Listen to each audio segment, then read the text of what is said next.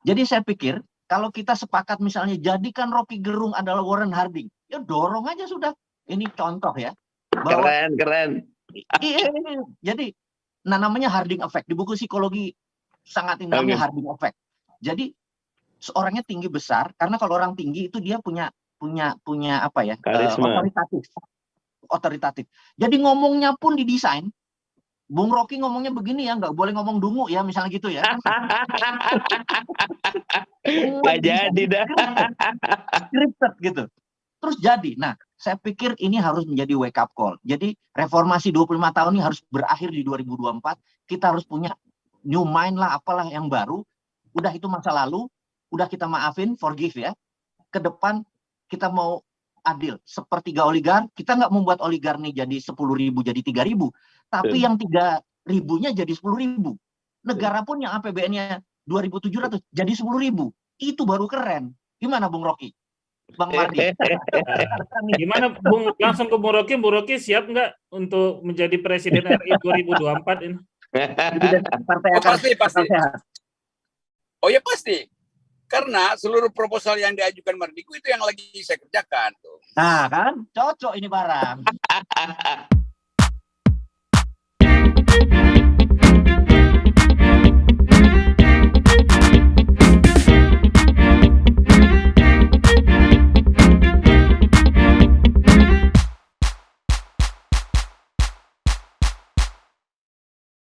Boleh. Jadi kita ringkas ya. Jadi kita tahu bahwa GDP nasional kita adalah 1,1 triliun atau 16.000 triliun gitu ya. Nah, 16.000 triliun itu 2.700-nya APBN. Gitu ya. Iya. Betul ya? Bang Mardhani ya. Terus betul. Berarti yang 13.300 triliun adalah swasta. Dan saya mau mengingatkan, 80%-nya atau 10.000 triliunnya yang punya oligarki. Gitu. Jadi yang 98% itu berebut di 3.300 triliun. Itulah para UKM.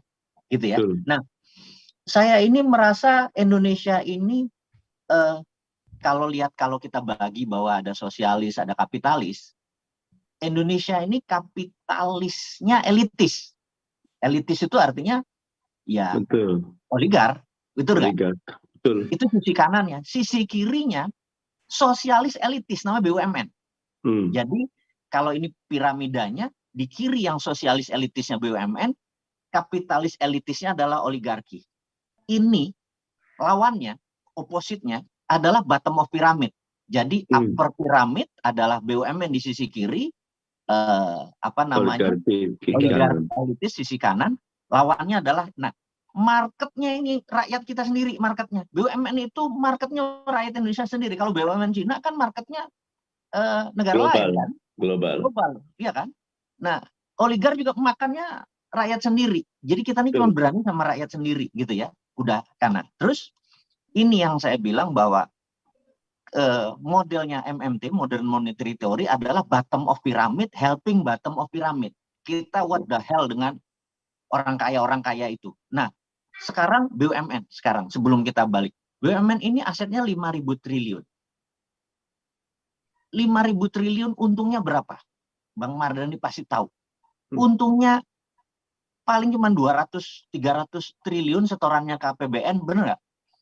Tapi kalau itu dipegang dan nggak ada apa-apanya, maksudnya gini, punten ya, $2.700 APBN kita tuh kalau di billion dollar kan cuma 140 billion dollar. Ada 1.000 perusahaan di dunia ini yang lebih besar dari APBN Indonesia. Mau itu Apple, Tesla, Google, GE, Citibank, lebih gede. Dan untuk menjadi CEO-nya nggak harus masuk gorong-gorong, nggak harus membelah rakyat jadi dua, nggak ada kadrun dan sebagainya, mencebong, bener nggak? Untuk menjadi CEO-nya tuh nggak bunuh-bunuhan gitu loh. Nah, ini saya memalukan bagi saya bernegara, tapi hanya untuk rebutan 2.700 saya berini. Dan oligar asik-asik aja, mau siapapun yang rebutan APBN, oligar ini megang 10.000 ini asik-asik aja. Siapa aja dia, karena berpihak pada yang menang, bukan berpihak pada yang benar.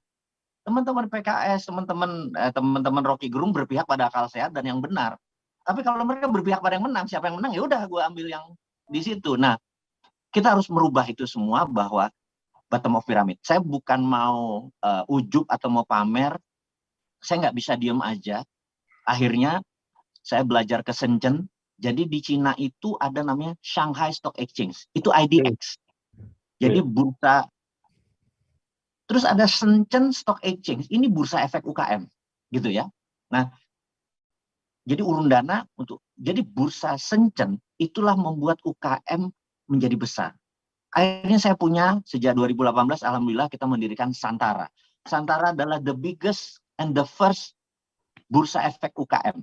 Jadi saat ini ya kita baru membiayai, kita punya 300.000 member, masing-masing itu taruh sekitar 5 jutaan, ada 1,5 triliun. Saat ini kita rindu UKM karena kita baru 100-an UKM yang kita funding. Funding ya, bukan lending. Kalau lending pakai bunga, kalau funding bagi hasil. Gitu. Nah, jadi bursa efek kita ini Santara adalah kita pemerintah nggak bantu, nggak ada yang promosi, ya kita fight sendiri. Alhamdulillah selama 4 tahun ini kita sudah menunjukkan sedikit kontribusi bahwa ada yang menarik. Di 9 bulan berdiri kita disemprit sama OJK. Kemudian alasan OJK Anda melanggar undang-undang bursa. Terus jujur waktu itu saya melakukan menggugat OJK. Setelah mikir, akhirnya kita menggugat. Menggugatnya adalah gini. Saya belajar dari Pak Dahlan Iskan sewaktu dia membuat JTV, dia membuat TV, ternyata nggak boleh TV lokal, TV itu harus nasional. Yang dilakukan oleh beliau adalah dia menggugat, jadi Jawa Post Group menggugat negara, perbuatan yang melanggar hukum dilakukan oleh negara. Dia gugat, dan dia menang, akhirnya TV lokal berdiri. Dan TV lokal itu sekarang ada 144. Jadi dia melawan oligark yang TV nasional. Karena dengan strategi itu. Nah, saya terinspirasi, akhirnya saya menggugat negara. Jadi saya menggugat OJK, perbuatan yang melanggar hukum, karena melanggar tuntutan saya itu, perbuatan yang melanggar hukum dilakukan oleh negara karena melanggar hak konstitusi saya untuk bebas riba. Jadi saya menganggap funding dan bagi hasil itu bebas riba. Saya nggak peduli mau satu orang yang bela saya atau yang lain cuma teori-teori doang untuk bebas riba. Saya sodok dan akhirnya izinnya keluar. Alhamdulillah. Dan sekarang kita jadi darlingnya OJK. Dan saat ini maksudnya bottom of pyramid, helping bottom of pyramid itu gini. Misalnya Gudeg Yujum ada 9 cabang, mau buka 1 cabang. Dia perlu 3 miliar. Maka pembeli terbanyak adalah pelanggannya. Itu bottom pyramid, helping bottom of pyramid. Kita udah nggak perlu ke bank. Karena yang jadi masalah begini. Sistem oligarki itu begini. Masyarakat suruh nabung, tapi masyarakat nggak bisa minjem ke bank karena syaratnya harus ada kolateral. Benar nggak? Hanya 7% manusia yang punya kolateral, yaitu para oligark. Gitu. Nah, UKM yang puluhan juta ini nggak punya jaminan. Akhirnya, saya bilang, kalau dia nggak punya jaminan, sementara dia punya cabang 5 biji, tapi tempatnya nyewa, jadi nggak punya aset. Omsetnya ada. Saya bilang, selama Anda berbentuk PT kan itu omsetnya dan profitnya jadi equity. Equity-nya yang kita bagi hasil. 30% kita bagi hasil yang cari duit 500 juta. Orang beli. Ada yang naruh 1 juta, naruh 500.000, naruh 300.000. Ini akhirnya menjadi sebuah ekosistem yang baru, itu yang namanya Santara ini adalah equity crowdfunding. Jadi itu prinsipnya karena bottom pyramid, helping bottom pyramid. Saya nggak peduli sama BUMN yang di sisi kiri, sosialis, kapitalis. Saya nggak peduli sama kapitalis yang saat ini dimanja oleh pemerintah. Nah, kita bergerak di 3.000 tadi. Nah, yang saya mau ceritakan begini mungkin di akhir diskusi ini adalah keadaan Indonesia saat ini persis seperti keadaan Amerika di awal tahun 1900 sekian. Jadi dulu yang menguasai presidensi di Amerika itu adalah para oligark. Jadi mau itu siapa? Carnegie, Rockefeller, Rothschild segala macam itu mengarahkan presiden. Selalu presidennya itu berpihak pada oligark. Jadi buruh itu nggak ada libur. Dulu libur itu cuma 4th of July. Sisanya mereka udah kayak binatang. Tapi pemerintah nggak bisa apa-apa karena dibayar. Nah, ini ada yang menarik. Tahun 1914, ada 2 tahun sebelum itu, ada kegelisahan. Kegelisahannya gini. Ada 3 orang, anggap di sini siapa ya? Lembaga survei itu siapa? Misalnya siapa ya?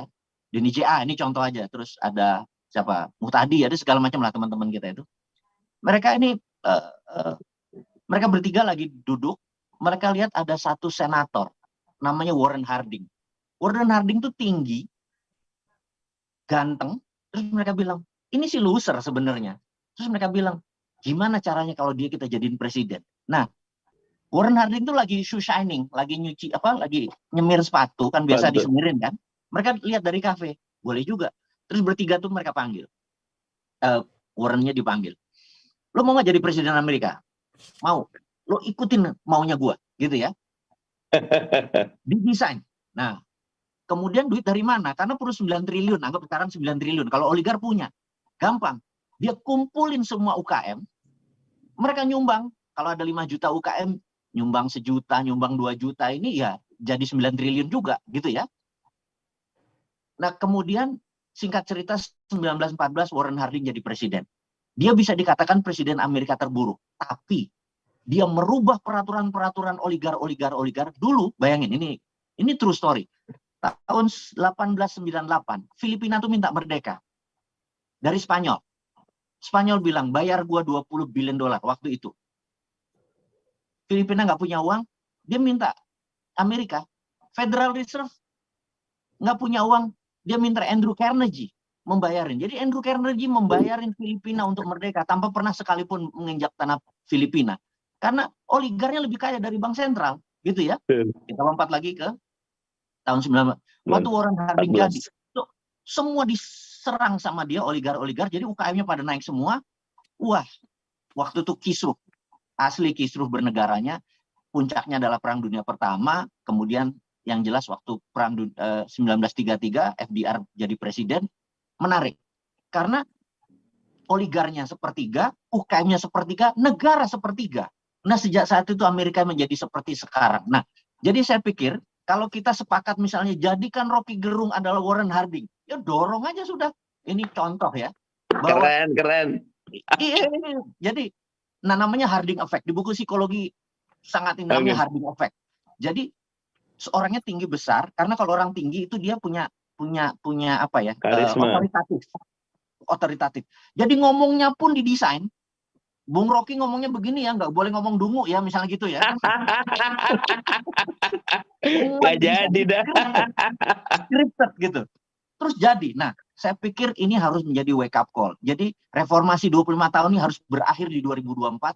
Kita harus punya new mind lah, apalah yang baru. Udah itu masa lalu, udah kita maafin, forgive ya. Ke depan kita mau adil. Sepertiga oligar, kita nggak membuat oligar nih jadi 10.000 jadi 3.000. Tapi yang 3.000-nya jadi 10.000. Negara pun yang APBN-nya 2.700 jadi 10.000. Itu baru keren. Gimana Bung Rocky? Bang Mardi? Gimana Bung? Langsung ke Bung Rocky. Bung Rocky siap nggak untuk menjadi presiden RI 2024 ini? Pasti. Oh ya pasti. Karena seluruh proposal yang diajukan Mardiku itu yang lagi saya kerjakan tuh.